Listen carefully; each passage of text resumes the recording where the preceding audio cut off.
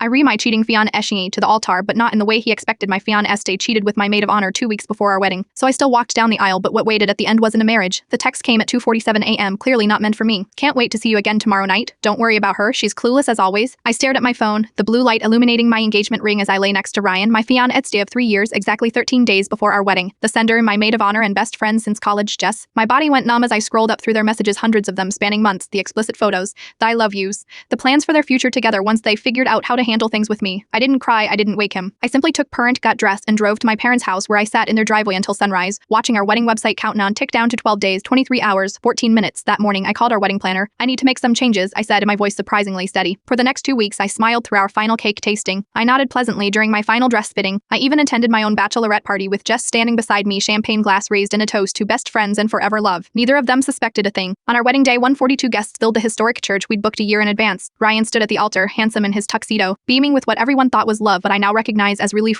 that he'd managed to have us both. The music started. I began my walk down the aisle in my $6,000 dress, my father's arm linked through mine. I could feel Jess behind me carrying my train as she'd practiced doing in rehearsal when I reached the altar. I turned to face our guests instead of Ryan. I want to thank everyone for coming today, I said, my voice echoing through the church. Unfortunately, I won't be getting married. The collective gasp was audible as I pulled out my phone and connected it to the church's protection system, something I'd arranged with the tech team beforehand. Instead, I'm going to share a love story, just not mine. The parent built the massive screen behind the altar, intimate messages, date plans, declarations of love, all with type and stamps during our engagement. Ryan lunged for my phone, but my brothers were faster, stepping between us as planned. Rather than bows, I have an announcement, I continued, my voice stronger with each word. The wedding reception will still happen, I've paid for it after all. The open bar starts in 30 minutes at the venue. I won't be there, but please enjoy the celebration of my new beginning. I walked back down that aisle alone, head high as Ryan and Jess stood frozen in horror under the evidence of their betrayal projected 20 feet tall that night. While they dealt with 142 disgusted wedding guests, I was on a flight to Greece, the honeymoon destination I'd planned, now traveling solo with a one-way ticket. 6 months later, I received a package from Ryan's mother containing my grandmother's restored wedding ring, the one I'd returned to him that day, with a note, he never deserved this, and he never deserved you. Sometimes the most powerful vow you can make